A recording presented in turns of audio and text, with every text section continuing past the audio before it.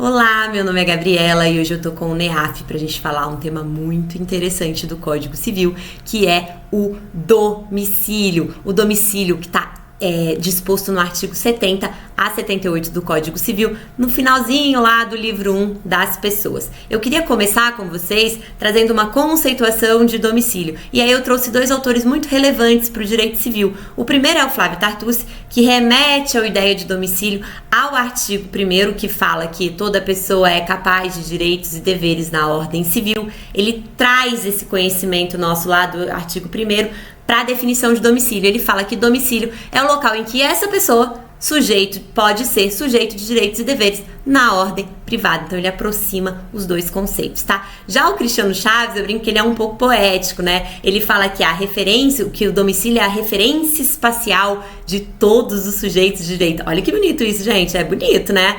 E ele fala que nessa referência espacial é onde os sujeitos vão exercer sua vida familiar, sua vida profissional. Essas dimensões jurídicas da vida familiar e profissional, elas vão ser exercidas nessa referência espacial. Trouxe para vocês também a origem da palavra domicílio, que vem de domus, que remete à casa, a vínculo doméstico, e a gente pode observar que domicílio tem muita conexão com habitualidade, com permanência, com estar ali de forma habitual, tá? Outra coisa, eu queria determinar com vocês qual é a finalidade da gente estudar domicílio. Professora, por que é tão importante eu saber o domicílio da pessoa? Gente, primeiro porque a gente estabelece nossas relações no nosso domicílio, né? Eu assino contratos no meu domicílio, eu estabeleço relações de água, luz, telefone, eu vou no banco e faço um cadastro, eu vou usar o meu domicílio. Então, as nossas relações, elas são, no geral, estabelecidas no nosso domicílio. Também é importante a gente conhecer, porque vez ou outra no ordenamento jurídico, e eu trouxe aqui só 3 exemplos de códigos, né, pra gente ter conhecimento, mas vez ou outra os códigos, né, no ordenamento jurídico citam a palavra domicílio. Então é muito bom a gente saber onde que a pessoa é domiciliada, tá? Vou dar uns exemplos para vocês. No Código Civil, o tutor, ele deve residir no domicílio do tutelado. Outro exemplo, o desaparecimento de uma pessoa do seu domicílio, olha a importância de saber onde ela onde é o domicílio dela, onde ela reside, tá? Pode gerar a declaração de ausência. Lá na LINDB, a gente fala o seguinte, que o conflito entre uma legislação nacional e uma legislação estrangeira deve prevalecer a lei do domicílio quando as regras forem relativas a início e fim de personalidade, nome, capacidade e direito de família. Olha a importância de saber onde a pessoa é domiciliada. No CPC, a gente traz as regras mais de processo, né? Então, eu trouxe aqui um exemplo de ação fundada em direito pessoal ou em direito real sobre bens móveis. Existem inúmeros exemplos no CPC, tá, gente? Falando sobre domicílio, ajuizamento de ação em domicílio do réu, do autor, do incapaz, do idoso, enfim, a gente sempre tem que estar atento à questão do domicílio também nos ajuizamentos das ações. E aí ele fala que nesse exemplo do artigo 46, a regra é o foro do domicílio do réu. Quer dizer que se eu sou autora, eu preciso saber o domicílio do réu para entrar com um processo, por exemplo, numa ação fundada em direito pessoal, eu preciso saber o domicílio do réu para eu entrar no foro do domicílio do réu com essa ação, tá? Então nós vamos começar a olhar um pouco o Código Civil e o que ele fala sobre domicílio. E a gente vai começar com o domicílio da pessoa natural. Vou dividir essa parte em domicílio da pessoa natural e domicílio da pessoa jurídica, e vocês vão ter uma noção que isso vai ter um fim didático, tá? Primeiro, lá no artigo 70, o legislador, ele traz um conceito, né, de domicílio da pessoa natural. Ele fala que é o lugar onde ela estabelece a sua residência com ânimo definitivo. Esse domicílio é o domicílio voluntário. Por que, professor, é o domicílio voluntário? Porque voluntariamente a pessoa, ela se estabeleceu em algum lugar em que ela escolheu estar. Eu gosto de dividir esse conceito em 2 partes: residência e ânimo definitivo. Isso porque a residência, ela é um elemento muito mais objetivo. Você consegue aferir na prática onde a pessoa reside, onde ela está, onde ela fica de forma permanente, habitual, né? Onde ela se estabelece, onde ela estabelece as suas relações. É muito mais factível, é mais fácil da gente observar na prática. Já o ânimo definitivo, ele é mais subjetivo, ele é mais difícil da gente aferir na prática. A gente tem que observar qual a intenção da permanência dessa pessoa em um determinado local. Então, sempre lembrar que domicílio da pessoa natural, residência com ânimo definitivo. E a gente fecha esse artigo 70, tá? Professora, uma pessoa pode ter mais de um domicílio? Claro. E eu, você, todos nós conhecemos pelo menos uma pessoa que tem mais de um domicílio. Quem, professora? Olha, gente, eu moro numa cidade chamada Pindamonhangaba, no interior de São Paulo. Aqui é muito comum executivos que trabalham em São Paulo, na capital, 3, 4 dias na semana e retornam para a vida familiar o resto da semana para ficar estabelecido aqui na cidade com conforto do interior, muito mais calmo, tem menos trânsito. Então eles querem estabelecer esse domicílio em Pinda em um momento de descanso. Essa pessoa, ela tem 2 domicílios. E aí você pergunta para mim, professora, já que ela vive alternadamente em 2 domicílios, onde vai ser o domicílio dela? Considerar-se-á domicílio qualquer uma dessas residências. Então, tanto lá em São Paulo como em Pindamonhangaba, um executivo que viva nessas 2 cidades vai ser considerado domicílio qualquer uma delas. Eu trouxe um outro exemplo porque também é bem fácil da gente observar ele na prática, tá? Que é do filho maior. Professora, por que o filho menor não? Porque o filho menor a gente vai estudar ali na frente que ele tem uma determinação específica na lei, tá? Então o filho maior de 18 anos, ele que tem pais separados, por exemplo, ele mora 15 dias em uma cidade com o pai, 15 dias na cidade com a mãe. Isso pode ocorrer? Pode. E onde ele vai ser domiciliado? Em qualquer uma dessas 2 residências, tá bom? Então é muito importante a gente entender que o legislador deu essa opção de pluralidade de domicílios. Domicílio profissional. Professora, quer dizer, você está querendo me dizer que existem pessoas que têm domicílio profissional? A pessoa natural tem domicílio profissional? Sim. É também domicílio da pessoa natural, olha ali o legislador lá no artigo 72, é também domicílio da pessoa natural quanto às relações concernentes à profissão, o lugar onde ela é exercida. Então eu tenho um médico que tem um consultório em São Paulo. Quanto às relações da profissão que ele estabelece em São Paulo, esse local de São Paulo será o seu domicílio para fins profissionais, tá? E aí no parágrafo único, o legislador, entendendo a necessidade das pessoas, né? Tem muitas pessoas que trabalham em mais de um local, em mais de uma cidade. Ele também dá essa opção de pluralidade de domicílio profissional. Então ele fala que se a pessoa exercer profissão em diversos lugares, cada um deles constituirá domicílio para as relações que lhes corresponderem. Então, dei mais uma vez o exemplo de um médico que tem um consultório em São Paulo e um consultório em Campinas. Se ele se estabelece em São Paulo, as relações que ele estabelece em São Paulo profissionais serão, o domicílio dele será São Paulo. As relações que ele estabelece em Campinas profissional, no consultório dele em Campinas, o domicílio dele profissional será em Campinas para essas relações que ele estabelecer nessa cidade, tá? Domicílio ocasional. Esse domicílio é muito interessante, que é o domicílio da pessoa que não tem residência habitual. Professora, tem gente que não tem domicílio, não tem residência habitual? Sim. Existem casos trágicos, né, de pessoas que não têm a residência habitual, que é o caso das pessoas em situação de rua. Mas também existem pessoas que são circenses, que vivem com circo em vários lugares, então elas não têm uma residência habitual. Nós temos os nômades, as pessoas que vivem cada hora em um local. Então essas pessoas, elas não têm residência habitual. O que acontece é que o nosso código, ele fala, olha, eu tomei uma posição, né, o legislador tomou uma posição de dizer que no direito brasileiro não existe pessoa sem domicílio. Então, o domicílio dessa pessoa vai ser o local onde ela for encontrada. Isso porque no direito brasileiro se parte de uma ficção jurídica de que todas as pessoas têm domicílio, tá? Então, o domicílio dessa pessoa que não tem residência habitual vai ser o lugar onde ela for encontrada.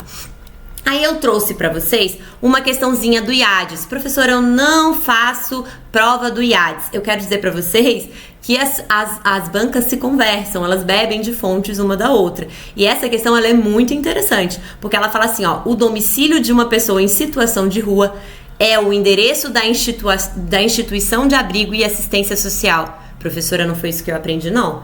Eu aprendi que o domicílio da pessoa em situação de rua é o lugar onde ela foi encontrada. Pois é, a banca deu como certo, gente, porque se a pessoa tá falando, se a alternativa tá falando que a instituição de abrigo e assistência em que ela é acolhida, essa pessoa está ali. Então é ali em que ela foi encontrada. Então o seu domicílio é nesse local, é no local em que ela foi acolhida, seja instituição de abrigo, seja assistência social. Olha a importância de você conhecer a lei, mas também de você entender um pouco da prática como ela funciona, tá?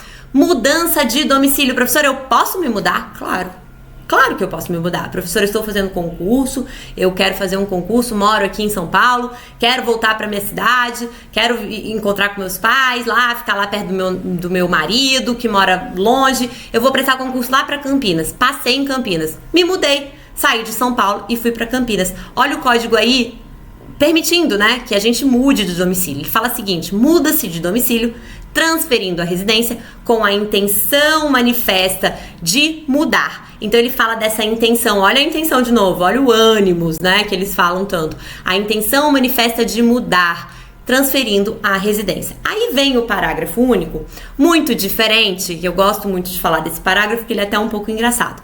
Ele fala que essa prova de intenção, ela pode ser feita de duas formas, mas a primeira, ela é até um pouco... parece um devaneio jurídico, mas eu vou contar pra vocês. Se alguém souber de alguém que já fez isso, me manda uma mensagem que eu tô interessada em conhecer uma pessoa que já fez isso.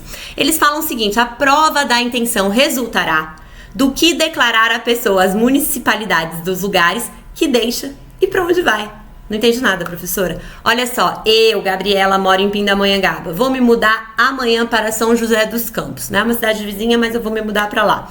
O que o código tá falando aqui? Que eu tenho que chegar lá, que essa prova de intenção minha de mudança é eu chegar na municipalidade de Pindamonhangaba e falar: gente, tô indo embora, tchau. E chegar lá em São José dos Campos, falei: gente, cheguei. Estou vindo para cá. Por favor, façam uma festa, estou chegando. Alguém aqui conhece alguém que já fez isso? Que se mudou, foi lá no município, bateu lá na porta da instituição lá e falou: oi, gente, tudo bem? Me mudei. Eu particularmente não conheço ninguém.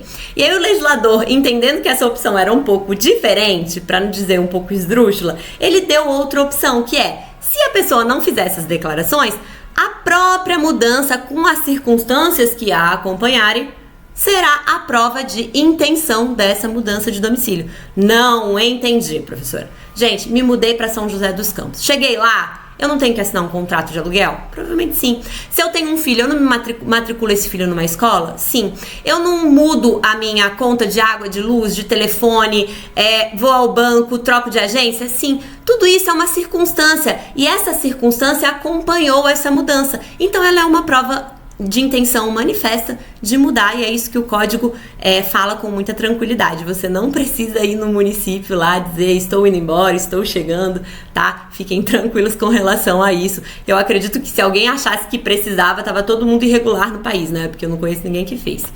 Artigo 76 traz pra gente o domicílio necessário, professora. Domicílio necessário. Sim, o código elegeu algumas pessoas para dizer o seguinte: essas pessoas, elas vão ter domicílio onde eu disser que elas têm.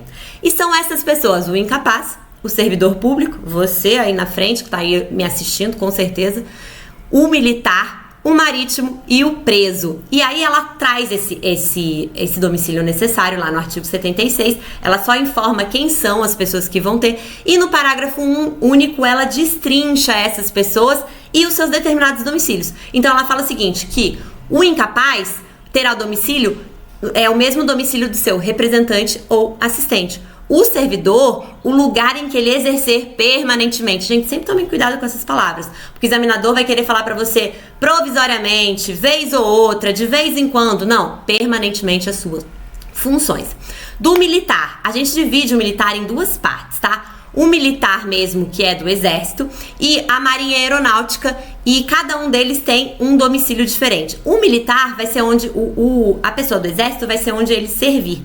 Sendo da marinha aeronáutica, o legislador faz uma diferenciação e fala que é a sede do comando a que ela se encontrar imediatamente subordinado. Então, eu sou da marinha e moro e tenho a sede do meu comando é no Rio de Janeiro. Então, lá será o meu domicílio, tá?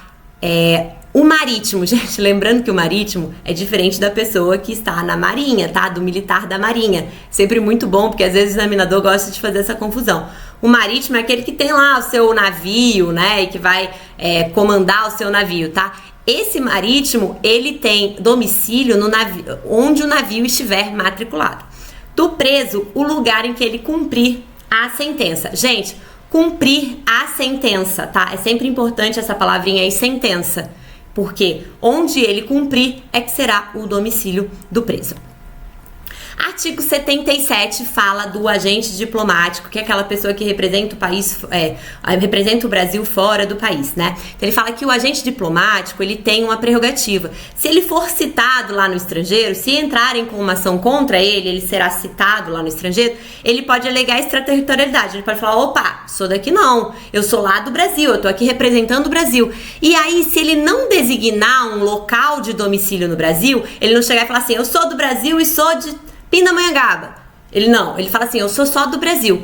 Então, ele vai poder ser citado em 2 lugares, no Distrito Federal ou no último ponto do território brasileiro onde ele esteve. Então, vamos supor que ele saiu para a Suíça do Rio de Janeiro, né? Pegou um avião lá no Rio de Janeiro. Esse será o lugar em que ele vai ser citado. E aí é sempre muito importante a gente entender que são 3 situações, tá? Para ele ser citado, para ele ser demandado no Distrito Federal ou no último ponto do território brasileiro. Ele tem que ser citado no estrangeiro, alegar extraterritorialidade e não designar no país, aqui no Brasil, onde ele tem domicílio. Porque se ele designar, falar eu moro em Pindamonhangaba, meu domicílio é em Pindamonhangaba, é lá que ele vai ser demandado, tá bom? Domicílio por eleição. O legislador diz o seguinte, nos contratos escritos, poderão os contratantes, né, especificar o domicílio onde se exercitem e cumpram os direitos e obrigações deles resultantes. Professora, isso aí pra mim não faz o menor sentido, pois eu tenho certeza que você já passou por essa situação. Eu estou construindo uma casa hoje na cidade de Pindamonhangaba. Eu contratei uma pessoa para fazer a esquadria da minha casa de São Paulo, capital. Essa pessoa chegou, me mandou o orçamento, eu vi que era muito mais barato na minha cidade do que na minha cidade, fechei com eles. Quando eles me mandaram o contrato, tá lá escrito o seguinte, olha, esse contrato será exercido, os direitos deles serão exercidos e cumpridos aqui em São Paulo. Se a gente tiver algum problema, alguma coisa, ele será aqui em São Paulo. Eu vou cumprir a obrigação aí em Pindamonhangaba, porém, se porventura qualquer imbróglio nós tivermos, eles serão resolvidos aqui na cidade de São Paulo. Olha a importância de você entender que o contrato ele pode especificar onde se exerce e onde as obrigações serão cumpridas, tá bom? Domicílio da pessoa jurídica, já estamos caminhando para o final, só mais um artigo que eu acho que vocês não repararam, mas eu pulei e tô voltando nele, tá? Que é o domicílio da pessoa jurídica. O legislador, ele diz o seguinte, quanto às pessoas jurídicas, o domicílio é. E aí, ele, nos 3 primeiros incisos, ele separa a União, os estados e territórios e o município, que são as pessoas jurídicas de direito público, né? Então, da União, o domicílio da União vai ser o Distrito Federal. Do estado e dos territórios, as respectivas capitais.